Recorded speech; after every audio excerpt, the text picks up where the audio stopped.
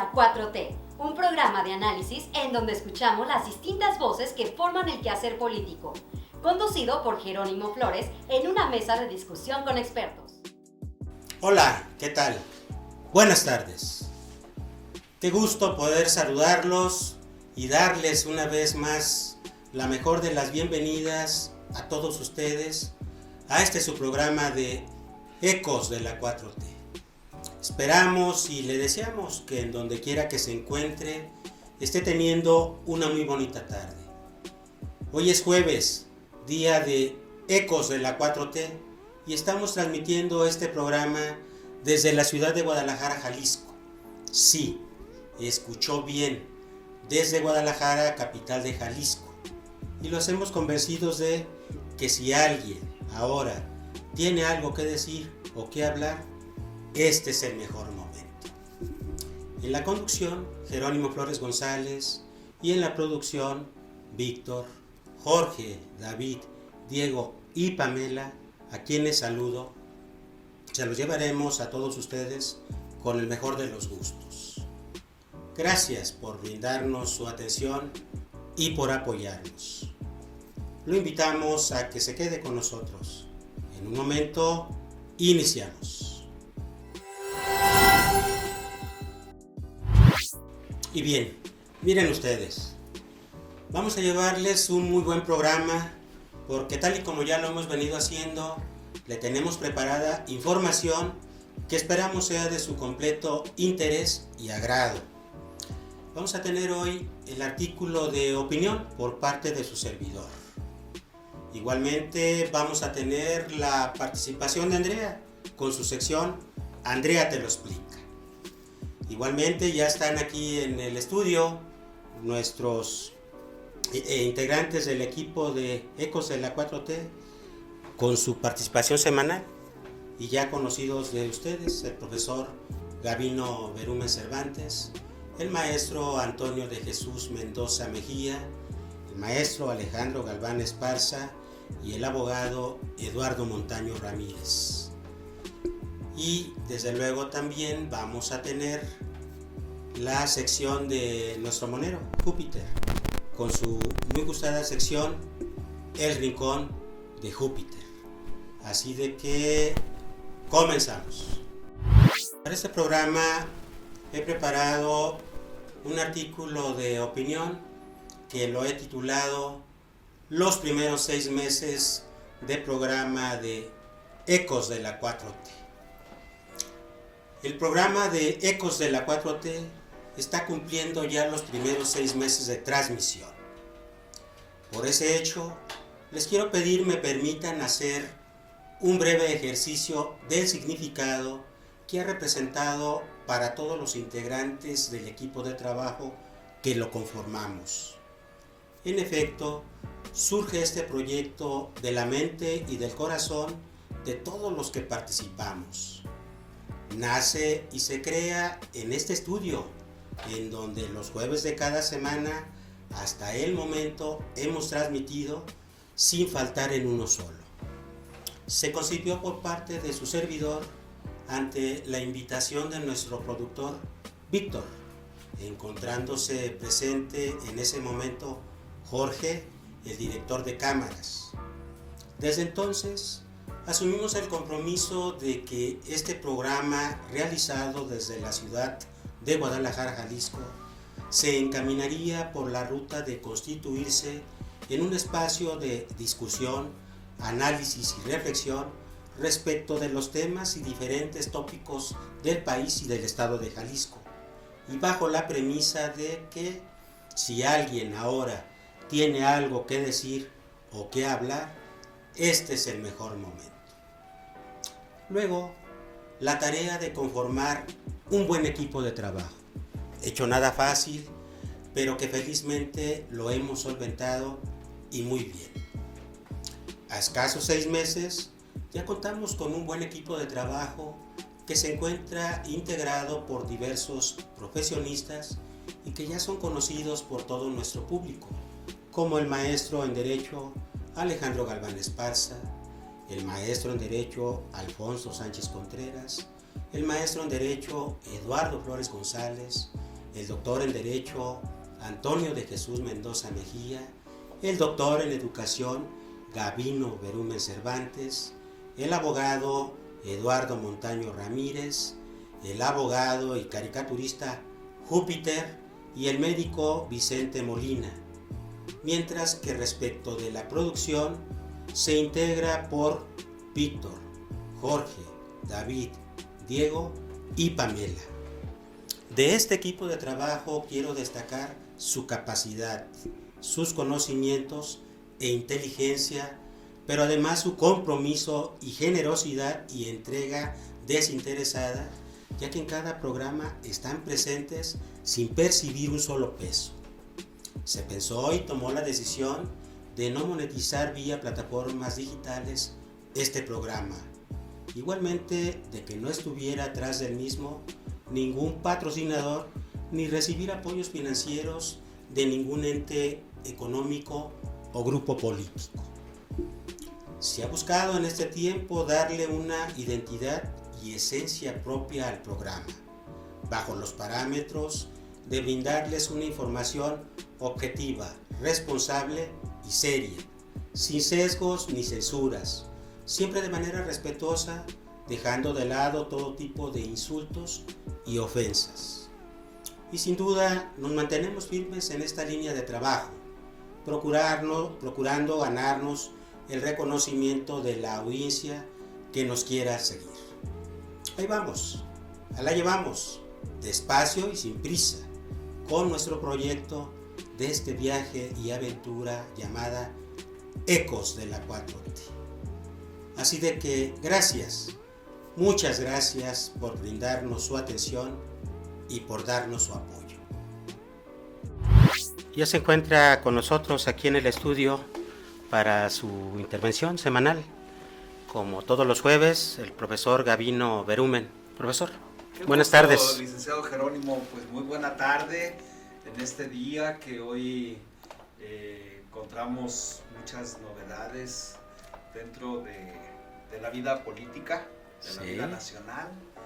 Entonces es muy interesante que abramos esta serie de reflexiones al respecto y de cierto análisis desde el punto de vista modesto de un opinante como tu servidor, y sobre todo tratando de darle coherencia a la circunstancia que se vive a nivel nacional, porque pues nosotros somos parte de esta vivencia y nosotros tenemos que asumirla también. No, y diario hay cosas que están sucediendo en el país, desde luego.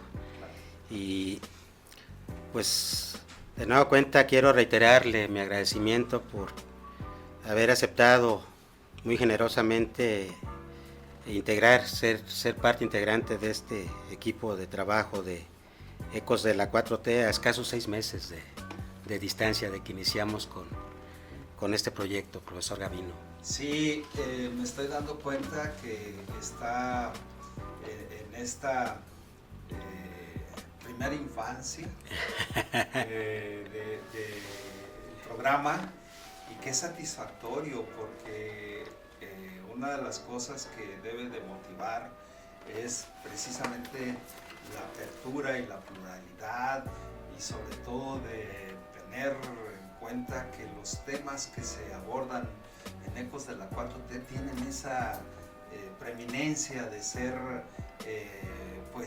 vistos con una óptica muy imparcial y ver que las cosas caminen y que se pueda generar opinión, que eso es lo más importante. Así es. Pues ahí vamos, poco a poco, como lo señalaba en el artículo de opinión de esta semana, profesor Gabino. Qué bueno. Oiga, profesor, pues hay 2 temas interesantes, recientes, uno el día de ayer, si mal no recuerdo, antier, que tuvo lugar en el Senado de la República, por virtud de que sí ya se alcanzó el consenso y después de la discusión de una reforma constitucional sobre un artículo 5º transitorio que antes había establecido que permaneciera el ejército hasta el mes de marzo del 2024, pues ahora se amplía hasta el 2028 para que pueda seguir realizando cierto tipo de actividades respecto de la seguridad pública. ¿Cómo entender el alcance y la relevancia de este hecho? Bueno, pues desde mi particular punto de vista, era un hecho consumado. Incluso aquí, en una de las entrevistas pasadas, mencionaba que era cuestión de tiempo, que se iba a dar porque ya se estaba prohijando esos acuerdos dentro de las fracciones parlamentarias que conforma Morena, el PT, el Verde y recientemente ahora la fracción del Partido Revolucionario Institucional en el Senado, como lo hicieron también en la Cámara de Origen, en la Cámara de Diputados. Entonces, ¿qué se entiende ahí?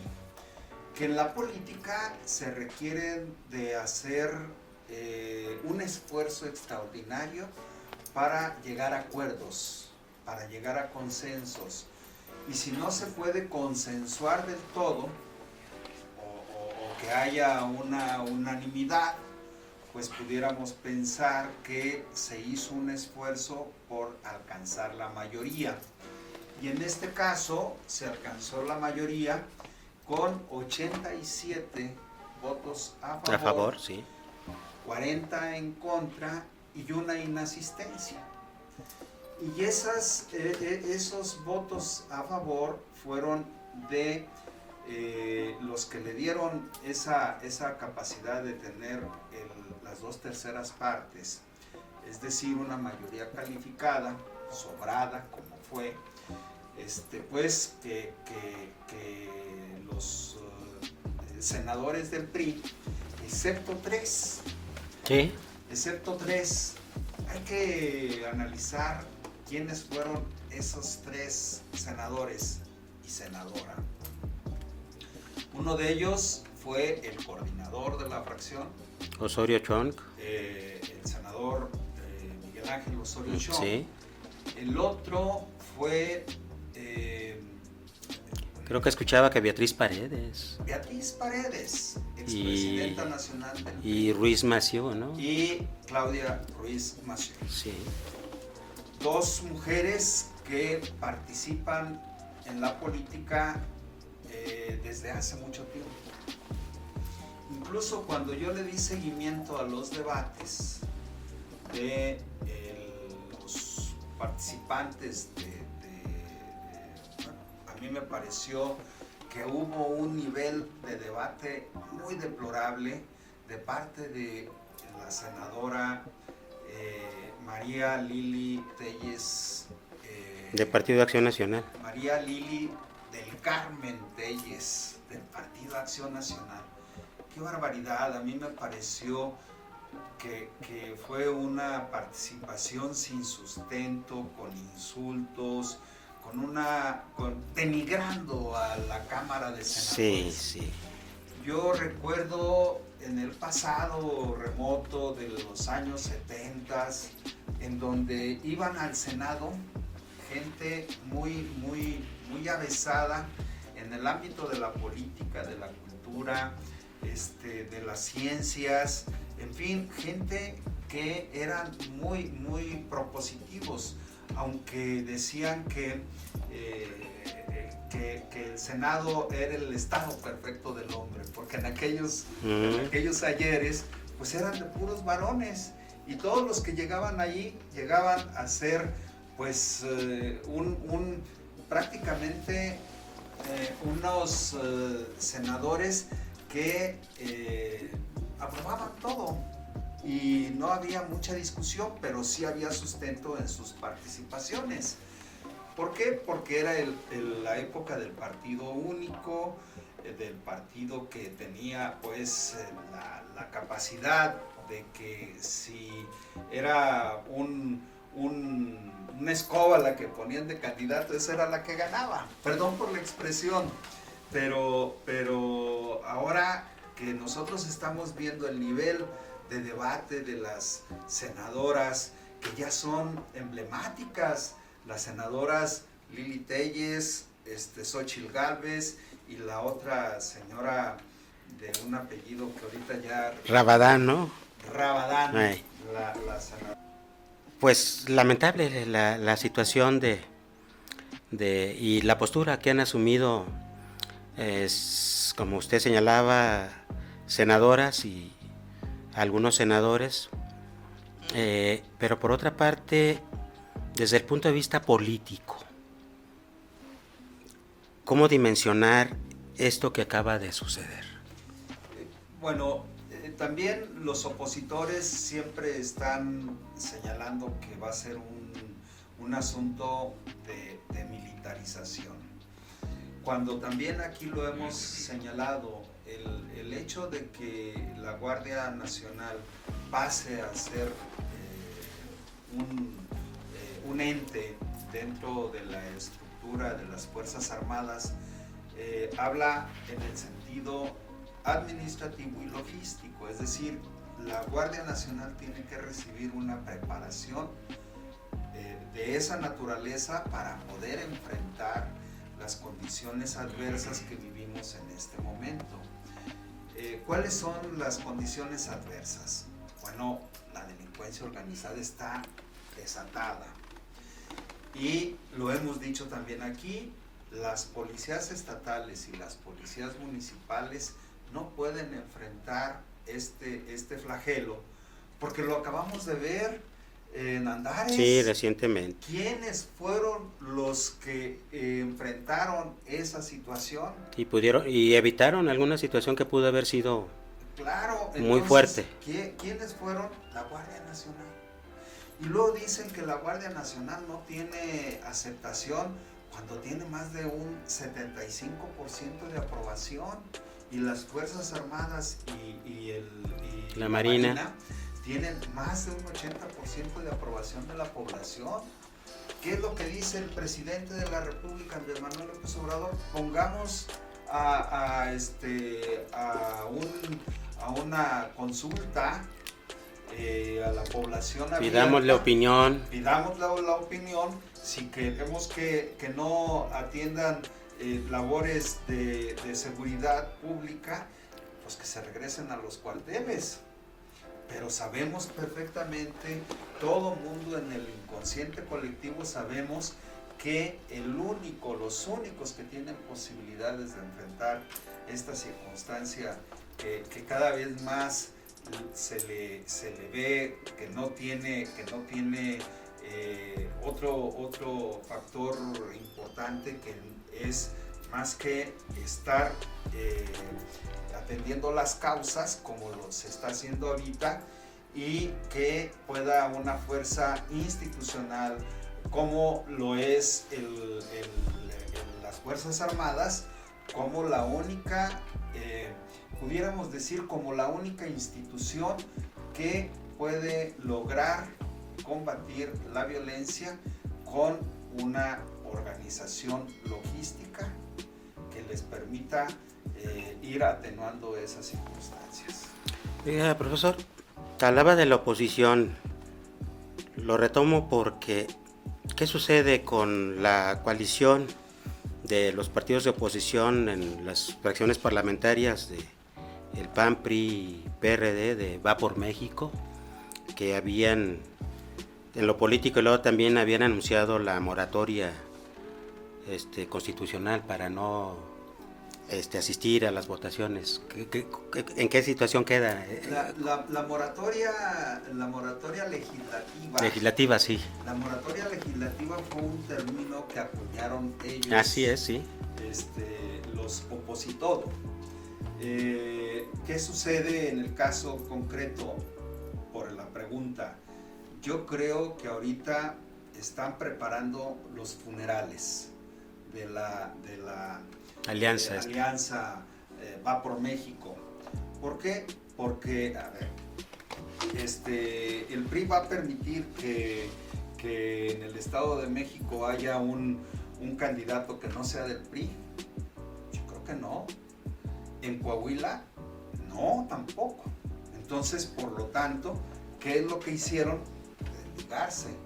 Amén de la circunstancia también adversa que estaba teniendo Alejandro Moreno, Alito, el presidente nacional, del PRI. de todos esos videos y audios procaces que surgieron a la luz pública. ¿Qué es lo que tuvo que hacer? Retrotraerse de estar en contra de todo, por todo y para todo, porque no hacen ninguna propuesta que sea contundente de cómo van a solucionar los problemas. Tuvieron que llegar a acuerdos precisamente con la fracción de Morena, PT y Verde, con el propósito de que se le adecuaran algunas cuestiones a la propuesta original. ¿Cuál va a ser esa? Que haya un presupuesto para que las policías municipales y las estatales se fortalezcan sus estructuras con mecanismos pues que tengan que ver con preparación, con todo aquello que fortalezca el hecho de que un policía, ya sea municipal o estatal, esté debidamente preparado para estas tareas de lograr la pacificación de una ciudad, de un estado, del país. Entonces, tuvieron que hacer esas adecuaciones. Va a haber más presupuesto, esperemos que los estados estén haciendo lo propio para que se preparen a estas corporaciones municipales y estatales. En este caso de haber alcanzado con éxito lo de esta reforma constitucional, ¿cumplió el secretario de Gobernación, el presidente? Sí, y lo que sigue pues ya es una situación de mero trámite. Pasa de nueva cuenta a la Cámara de Origen, se aprueba y luego tiene que ser aprobada también por las 2/3 partes de los congresos de los estados.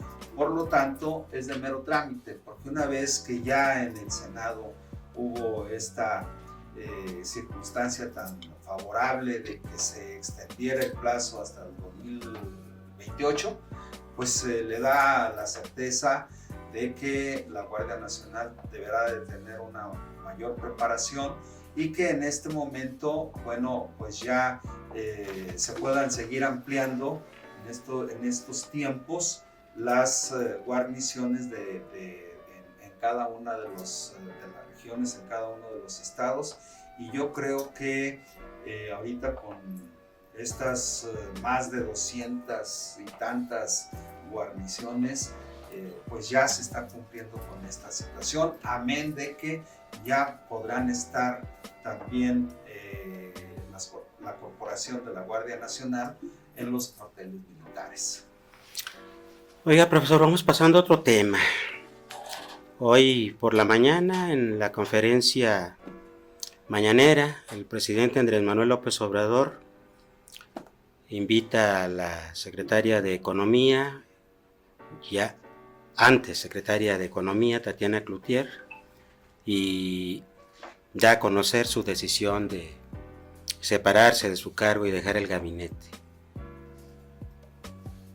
¿Qué lectura le damos a esta decisión de la señora Tatiana Cloutier? A mí me parece una persona inteligente, una persona que desde que inició la campaña del 2018 como parte importante de la propia organización,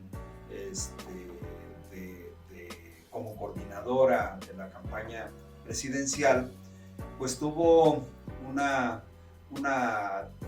adecuada participación para convencer a otros sectores de la población, particularmente del empresariado, y que formaba parte de un equipo de cómo era el equipo del señor Romo, que también era jefe de la oficina de la presidencia.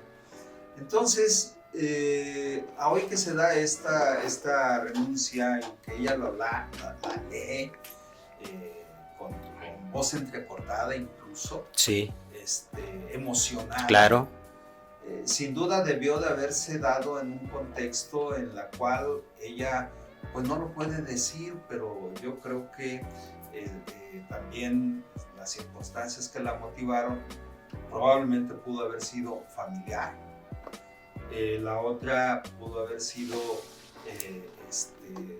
de que pudiera haber tenido divergencias en las opiniones que se estaban tomando con relación a la cuestión del combate a la inflación, y que pudo haber tenido algunas diferencias con la propia Secretaría de Energía, con la propia Secretaría de Hacienda, que esos asuntos no se ponen por escrito, se intuyen, se leen entre líneas. Entonces, creo que habrá que ver cuáles van a ser las posiciones en la próxima semana, porque también anunció que no daría entrevistas hasta la próxima semana, que ya lo que había dicho ya estaba en su carta, lo que anuncia. En su carta de renuncia. Pero el presidente le tiene un excelente aprecio, se muestra y se ve en la forma de cómo lo dijo tanto el propio presidente. Yo quise que fuera aquí para que saliera por la puerta grande. Sí, señor. No por la puerta de atrás. Entonces yo creo, y todavía dijo el presidente que seguiría impulsando el proyecto que le dio origen a su participación, estar dentro del proyecto desde otra trinchera. Ella utilizó un símil de las beisboleras, sí, que le gusta mucho al presidente y le entiende bien. Que sabe el presidente de esos ministerios. Y aparte de eso, pues ella también es sinaloense, pues en esa región también hay mucho béisbol.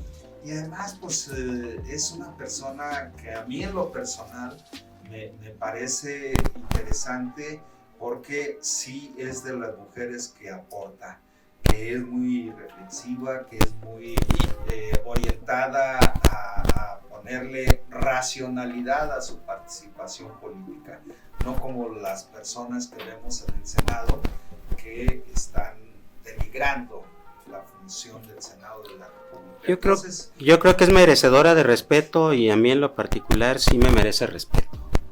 La tía Tatis. La tía Tatis, y además hija de un personaje Maquillo, que también dentro del panismo bronco, pero que tampoco nunca fue así desmecatado. Fue un líder que fue un buen candidato a la cauto. Y además dirigente del sector empresarial de la Coparmex en su estado, en Sinaloa, y que de ahí emerge para ser candidato a la presidencia. Y también Tatiana Cloutier, pues una persona de mucho respeto. Esperemos que en los próximos días de nueva cuenta la veamos como usted dice, en alguna otra trinchera, impulsando este proyecto de transformación, pues esperemos que así sea. Impulsado y encabezado por el presidente Andrés Manuel López Obrador. Sin duda, esperemos que tengamos más Tatiana para participar en política que la dignifique. Claro que sí. Profesor, muchas gracias. Fue un placer, como siempre, y emplazado para la próxima. Claro que sí, aquí lo esperamos. Vamos a un corte, regresamos. ¡Alto! Hola, ¿qué tal?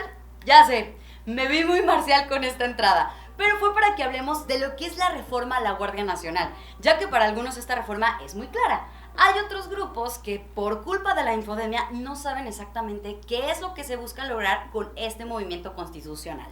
Otros más han tergiversado la información a tal grado que tratan de hacer creer que el país se va a militarizar, convirtiéndolo en una dictadura militar, intentando crear miedo a la población, solo con el fin de oponerse a todas las iniciativas y cambios que ha generado el gobierno de la Cuarta Transformación, creyendo que así van a poder, digamos, que se dice coloquialmente, jalar agua para su molino, haciendo a un lado el beneficio nacional. Recordemos que la infodemia que hemos vivido desde la llegada del gobierno de la Cuarta Transformación ha sido feroz. Noticias a medias, fake news, manipulación de números, documentación falsa, espectáculos deplorables en las distintas cámaras, calumnias y hasta insultos por parte de los grupos opositores, creyendo, como ya les dije, tratar de debilitar a la 4T y ganar adeptos para poder ganar elecciones, sin presentar un solo proyecto de nación, solo denostando. Y la reforma a la Guardia Nacional no fue la excepción de sus ataques. Así que para que no te dejes engañar, para eso está, Andrea te lo explica. Qué bueno que continúa con nosotros. Miren, ya está aquí en el estudio el maestro Antonio de Jesús Mendoza. Maestro. Un placer, maestro El Jerónimo. placer es mío. 6 meses ya de programa de Ecos. Muchas gracias. Excelente, ¿no? Muy bien. Todas sus aportaciones, su apoyo, sus reflexiones, maestro. Y su conducción, siempre tan acertada. Felicidades. Pues aquí estamos todos formando parte de este gran equipo de trabajo que esperamos continuar todavía Sí, un ratillo más. Para rato. perfecto. Me sumo. Oiga, maestro, entonces para este programa, en su participación, Sí. ¿qué tema quiere que hoy, por favor, a la audiencia? Platiquemos del ejército mexicano, Adelante. de la seguridad nacional y la seguridad pública. Seguridad nacional y seguridad pública. Adelante. Primero vamos con el primer tema del ejército mexicano. Para mí en lo particular el ejército es la institución honorable o más honorable por su naturaleza institucional y constitucional.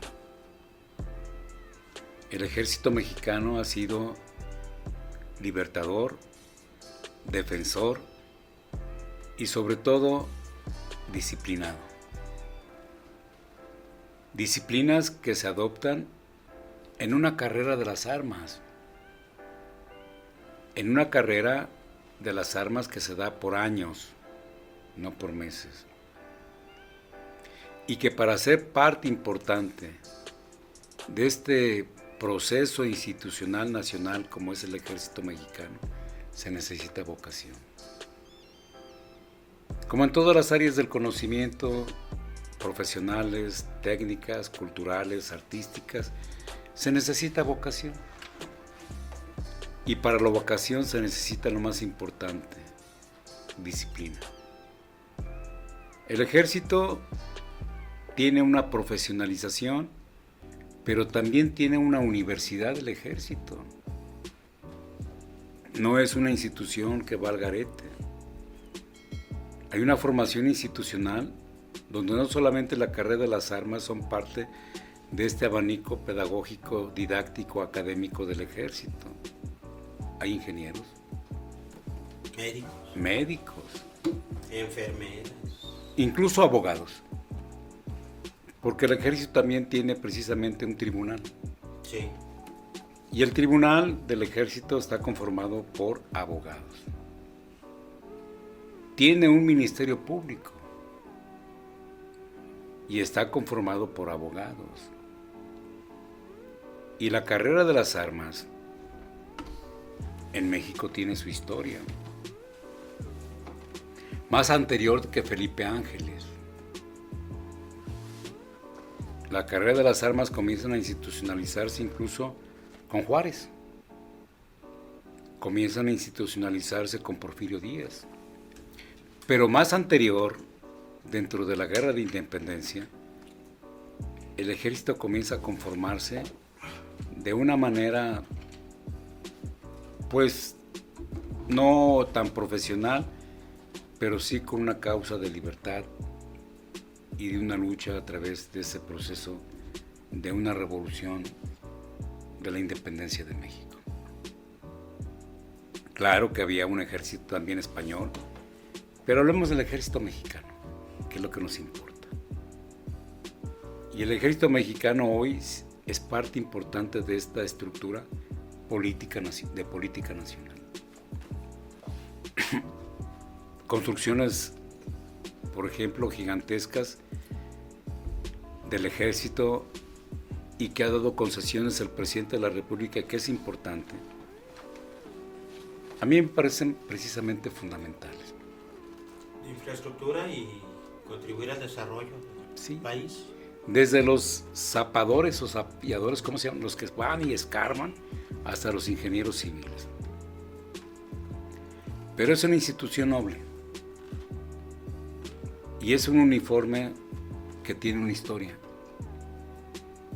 Y esa historia ha hecho precisamente que el ejército tenga buena aceptación en la sociedad. Yo veo las estadísticas que hace algunas empresas y dicen, ¿en quién confía? Ejército, sacerdotes, maestros, y siempre el ejército es el primer lugar donde todos confiamos. Y por eso depositamos nuestra confianza. Y esa confianza ha hecho que el ejército precisamente hoy salga a las calles. Y yo pregunto, ¿para qué queremos un ejército en los cuarteles en tiempos de paz? ¿Para qué queremos un ejército únicamente decorativo? Ocupamos un ejército que trabaje y que haga de la Escuela de las Armas y de esa institución todo un proyecto de seguridad nacional. Que hay encomendadas opiniones, o encontradas, opiniones sobre el ejército. Bueno, es un país de libertad de expresión y cada uno de nosotros manifestamos nuestras ideas. Pero es muy diferente la militarización a un ejército que va a coadyuvar a la paz y a la tranquilidad de los mexicanos. La militarización sí es peligrosa. Y la militarización se da precisamente en estados dictatoriales, no en estados democráticos. La militarización precisamente tiene un objetivo, la represión. Y el ejército mexicano, hoy que le dan facultades constitucionales para salir a las calles, no va con la política de la represión. Va precisamente a ser parte fundamental dentro de la estructura nacional para lograr la tranquilidad social. Manejaba el otro concepto de seguridad pública. Sí, así es. ¿Cuál es la situación que guarda la seguridad pública en el país? De tristeza y de lamentos. La seguridad pública precisamente le corresponde a los municipios. Artículo 115 constitucional. Mas, sin embargo, la seguridad pública está siendo rebasada. Y rebasada por el crimen organizado. Muertos, robos, infinidades de delitos. Lo que vivimos ayer en el estado de Guerrero, en un municipio, donde asesinan 20 personas. Sí. Es el fracaso de la seguridad pública en los municipios. Los policías en los municipios, que son más de 2,000 municipios en la República Mexicana, y a lo mejor le podemos agregar otros 500 más, 2,500 municipios, no tienen la estructura, la infraestructura para abatir el crimen organizado. No tienen la estructura para abatir la delincuencia que se ha modernizado con armamento que supera precisamente a los municipios. Lo crimen organizado, mientras un municipio puede tener 20 elementos, ellos tienen 300. Lo superan bastante. Y entonces los municipios se vuelven precisamente débiles ante el avance del crimen organizado. Lo que vivimos a diario, por ejemplo, muertos, cuerpos desmembrados, el municipio, la seguridad pública, incluso las propias policías estatales están rebasadas. Y por eso el ejército tiene que hacer un combate frontal ante la delincuencia organizada. Es cierto que en otros países avanzados, Francia, Alemania, incluso los Estados Unidos, los ejércitos participan en la seguridad nacional, pero apoyan también la seguridad pública en casos extremos. Apoyan las situaciones climatológicas en casos extremos, huracanes, infinidad de sismos. Pero en México el ejército no puede ser decorativo. Tiene que salir a las calles. Y eso es bien importante. Y no es nuevo, ¿eh? Esto no es una novedad. Por ejemplo, ya se fue nuestro amigo Gabino Berumen, pero en los años 70 en México había guerrilla. Lucio Cabañas, Genaro Vázquez, etcétera, ¿no? Y en ese proceso, el ejército patrullaba las calles. Había secuestros y había robo en los bancos. El ejército, yo recuerdo que estaban algunos soldados apostados fuera de las instituciones bancarias. En el horario que el banco abría, 1970, yo recuerdo que los bancos abrían a las 9 de la mañana, pero también cerraban a la 1:30, 13:30. Muy pocas horas abiertos. Sí, era pequeño el país, la actividad económica era también muy poca, pero también los bancos representaban un mundo de dinero y el ejército tuvo que estar precisamente resguardando los bancos. Tiempo de la guerrilla patrullaban las calles, pero había tranquilidad.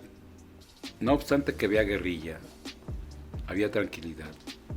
En los 70s, no obstante que había esa guerrilla y esa violencia urbana, confiábamos en los ciudadanos.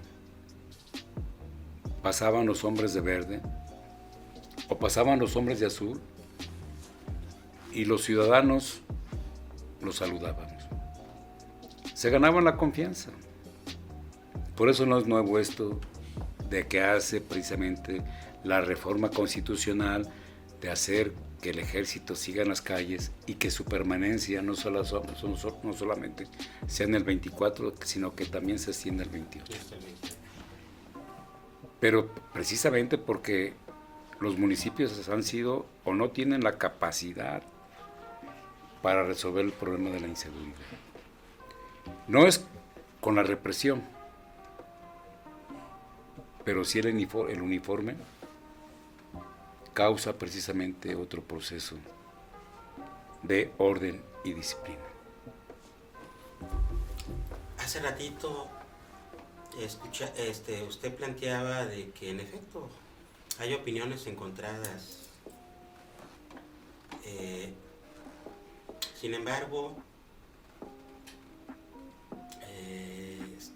¿cómo poder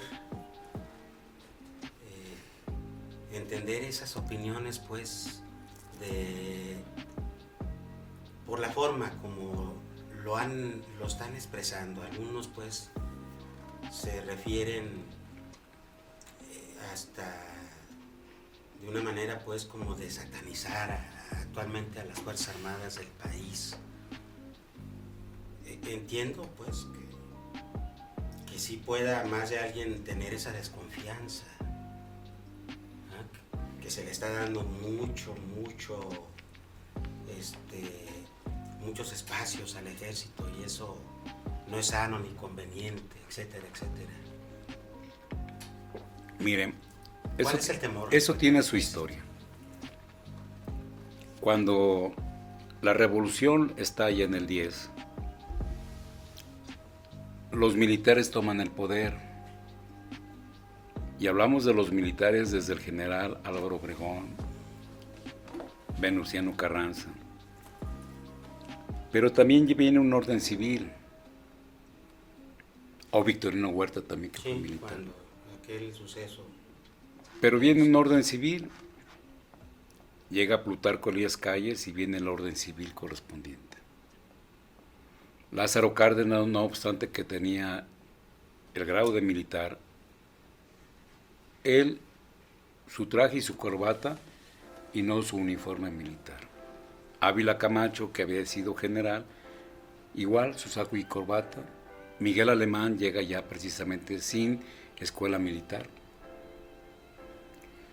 Pero el ejército también ha tenido sus asegúnes, dirían en mi rancho.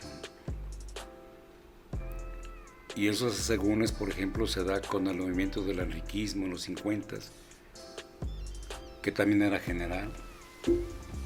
O también se da con la represión precisamente del movimiento ferrocarrilero. Campa y Vallejo. Con Campa y Vallejo. Pero el ejército, en esos asegúnes, incluso el 68. Sí. El 68, una grave crisis social vivimos los mexicanos de aquel momento. Pues yo era un niño, pero el movimiento fue significativo. Y gracias a este movimiento de estudiantes hubo una apertura democrática. El ejército también tuvo causas que la historia también lo recrimina a través de la represión del 68. Lo documenta Poniatowska en su libro La Noche de Tlatelolco, por ejemplo. Pero fíjese bien lo que le voy a comentar. Cuando hay un desastre nacional, quien da la cara es el ejército. No le importa si es un plan de N3, pero es el que da la cara. Cuando existe un desastre nacional, el que da la cara es el ejército. Los comentarios de los estudiosos de la seguridad dicen, es que no saben patrullar, no conocen la ciudad, están dedicados al uso de las armas, pero para terminar la vida. El ejército únicamente sigue órdenes. Y esas órdenes se cumplen. Y quien va a dar esas órdenes, si ve una manifestación, no va a decir, mátalos en caliente. El ejército actualmente es una institución donde estamos recurriendo todos precisamente, todos, porque queremos garantizarnos nuestra vida. Y si el ejército patrulla las calles, yo puedo asegurar que en unos meses las estadísticas de la criminalidad van a disminuir. Los hechos violentos van a disminuir. Porque el ejército impone. Y el uniforme no se diga. Y usted va a ver la circunstancia que vamos a vivir con esta modificación constitucional, donde el ejército va a patrullar las calles. Por supuesto que hay voces encontradas, ¿no? Pero también son bienvenidas. Y en esas voces encontradas, como las voces a favor, hay que llegar a los resultados. Y los resultados no se miden en este momento en un diagnóstico de decir, es que va a haber muertos. Realidades, experiencias, pero no a través de va a haber muertos. Porque no podemos predecir qué va a pasar de aquí en 20 minutos, que es importante. Muy bien, maestro, muy interesante. Nos quedamos con todas estas reflexiones, como siempre, dignas de tomar en cuenta y de analizar con mucho detenimiento, maestro. Y le agradezco este espacio para platicar en este mundo de ideas. Al contrario, maestro, gracias a usted. Vamos a un corte. Regresamos. Gracias. Gracias. Es bien sabido por todos los mexicanos que desde hace 40 años nuestro país ha estado envuelto en el gran problema del crimen organizado, donde diferentes organismos de justicia se dedicaban en la lucha contra el tráfico de estupefacientes, organismos tales como las policías estatales, federales y judiciales, la Secretaría Federal de Seguridad e incluso el Ejército y la Marina.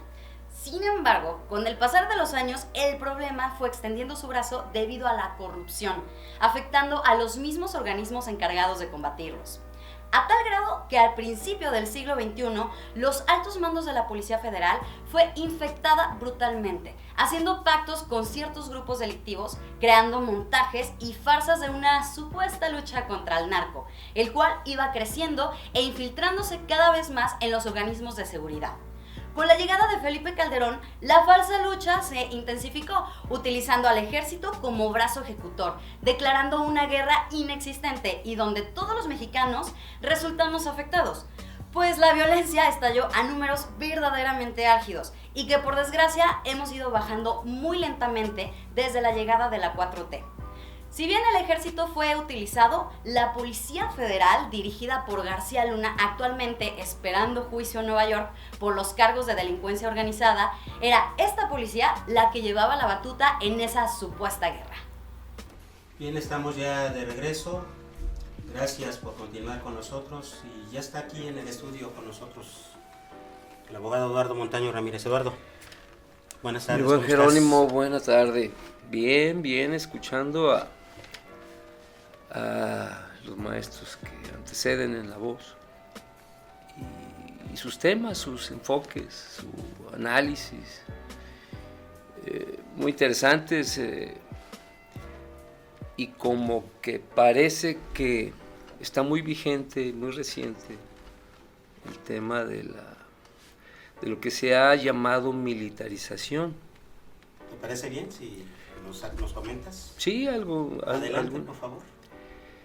El tema militarización ha causado, según he estado escuchando y he estado viendo, una alarma para algunos, preocupación para otros, y uno pues empieza a observar, empieza a escuchar, y me ha tocado escuchar también unas opiniones y algunos análisis en relación a ese tema de la militarización. Y pareciera que algunos lo han tomado como para darle un manejo político y golpear a algunos y enunciar algunos excesos que se dieron, que se han dado en el pasado.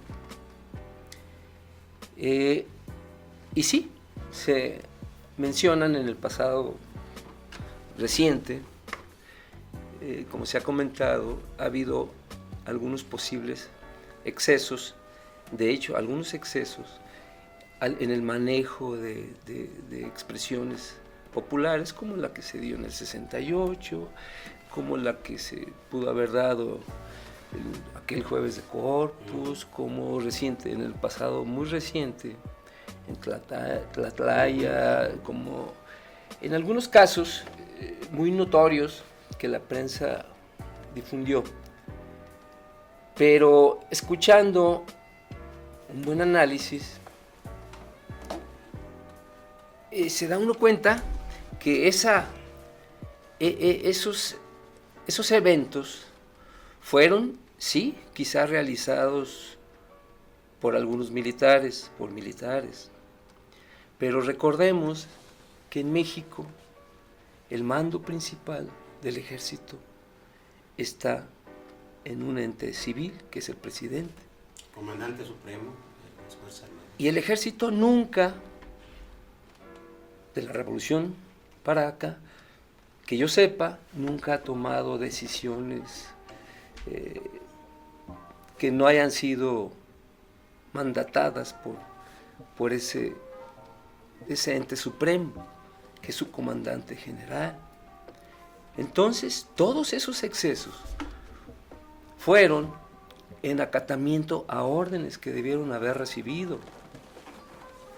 Entonces, esos eventos fueron ordenados por autoridades civiles, ¿verdad? Y es algo que estos que hablan de militarismo, que intentan proyectar una imagen de que todo el país se va a militarizar y que va a haber un estado de sitio o algo así, pues es falso, ¿no? Es asustar o querer asustar con el tapete del muerto. No es verdad, ¿no? El ejército siempre ha cumplido órdenes, hasta la fecha.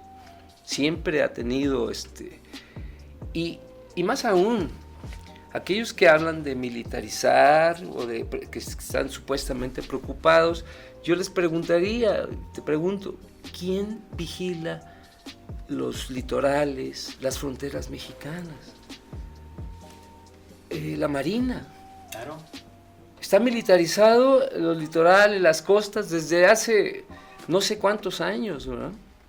Entonces, yo creo que eso es como tergiversar, como hacer una manipulación de la información, ¿verdad? Para proyectar una imagen de miedo, ¿verdad? Como si fuera a hacer, pues, toda la sociedad civil militarizada y conducida por los militares. Los militares tienen su ámbito, tienen su trabajo, y sí, si nos esforzamos podremos entender, lo decía el maestro Antonio, que los militares han participado en diversas, y participan de hecho en diversas actividades civiles, de auxilio en desastres, en inundaciones, en erupciones, en desastres y temblores, por ejemplo. Reparten alimentos, dan vacunación. Recientemente, en las campañas del COVID, hubo...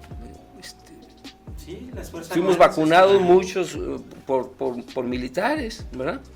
Entonces, hacen diversas tareas. Pero si hacemos un enfoque y volteamos a ver lo que se hablaba de la violencia y la inseguridad, yo preguntaría, ¿esos grupos violentos están superiormente armados, están organizados y pueden golpear en cualquier parte del territorio nacional? En cualquier momento, puede ser en Guerrero, como acaba de ser, aquí en Guadalajara, en Zapopan, etc. Entonces, yo pregunto, ¿qué institución, qué organismo puede oponerse a esa violencia? Contener ese punto. ¿Qué ente pudiera enfrentar, pues, esa capacidad de fuerza que tiene la delincuencia organizada? Mira, la descomposición se ha generalizado, la descomposición, no sé si llamarle descomposición social, pero del orden público y de la seguridad. Y puede ser surgir problemas en cualquier parte de la República Mexicana, en el norte, en el centro, en la ciudad, en las costas, en cualquier ciudad o municipio. Pero yo digo, ¿qué fuerza se puede oponer, puede intervenir?